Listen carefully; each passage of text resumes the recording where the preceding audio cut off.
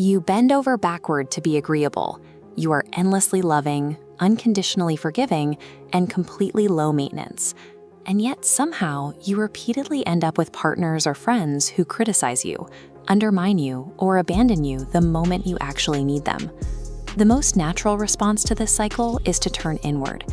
You spend months, maybe years, replaying arguments in your head, dissecting your own behavior to find the flaw, the mistake, or the exact sentence that caused them to turn on you.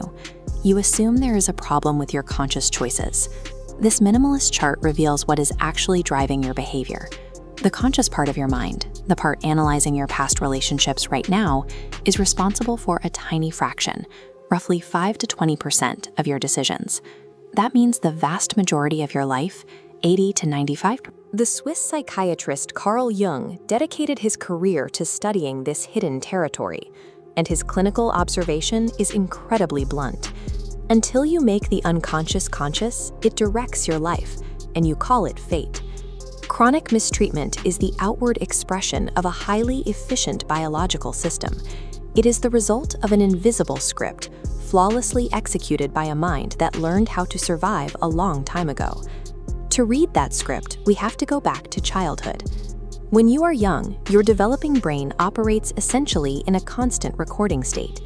It observes the adults closest to you and rigorously encodes whatever they do as the absolute definition of love, closeness, and safety. If your primary caregiver was emotionally unavailable, your early nervous system locks in emotional distance as intimacy. If you grew up in a home where criticism was constant, that rigid wiring registers being picked apart as what care looks like. Psychologists refer to this enduring echo as repetition compulsion. It is the unconscious drive that keeps these childhood blueprints active, silently steering your adult relationships decades after the original events took place. Your adult nervous system prioritizes familiarity over comfort. It seeks out the predictable patterns it was born into, even when those patterns lead back to pain. The logic driving this is deeply tragic. Your brain repeatedly stares you back into toxic dynamics with emotionally unavailable or critical people, hoping that this time you can finally fix the situation, change the person, and get the love you were originally denied. When someone repeatedly ends up with critical partners or finds themselves taken for granted, their biology is performing its intended function. It is executing original programming designed for survival. Jung identified a specific storage space for the parts of ourselves we suppress during this early programming. He called it the shadow. As children, we figure out quickly that messy traits like anger, crying, or demanding too much attention get us punished or rejected, so we bury them deep in this shadow. But those repressed parts don't disappear. Through a mechanism Jung called projection, they go underground and act like a magnet. If you learned that anger is unacceptable and buried yours, you will inevitably attract intensely volatile adults who broadcast that exact repressed emotion at full volume. While the shadow operates below the surface, your conscious mind builds a defense mechanism to face the world. This is your persona. For many, this mask takes the form of being the endlessly dependable, highly agreeable person who never makes waves. It sounds like a peaceful way to live, but building an identity entirely around being low maintenance broadcasts a very dangerous, invisible signal. It tells everyone around you, I will absorb whatever you do to me, and I will not push back. Highly manipulative people and emotional vampires have an incredibly finely tuned radar for this specific frequency. They don't target you because they are overwhelmed by your capacity to love.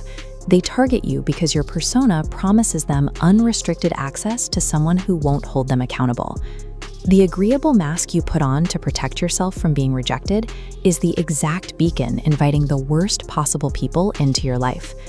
Dismantling this cycle requires a sharp change in perspective. You have to clearly separate blame from responsibility.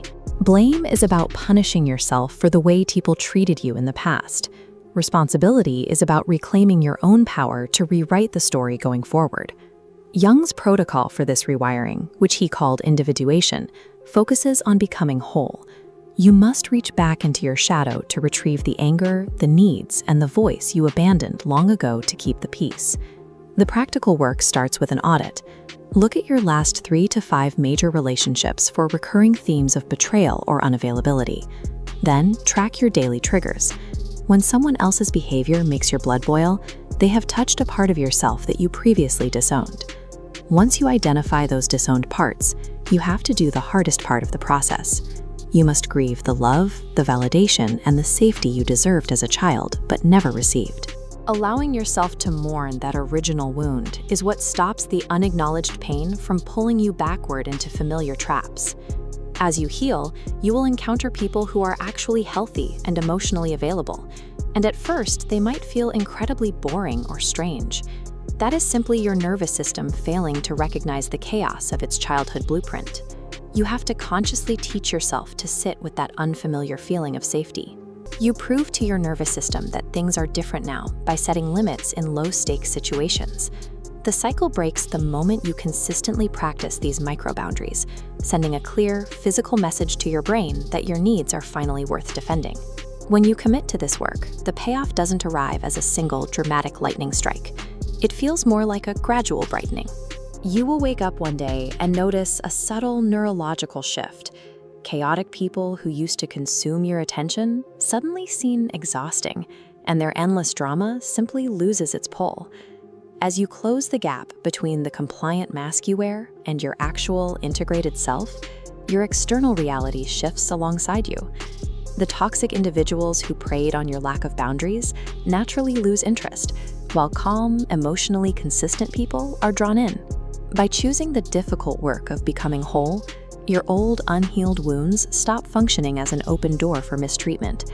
Instead, they become the foundation of your hard-earned wisdom and the bedrock of genuine reciprocal connection.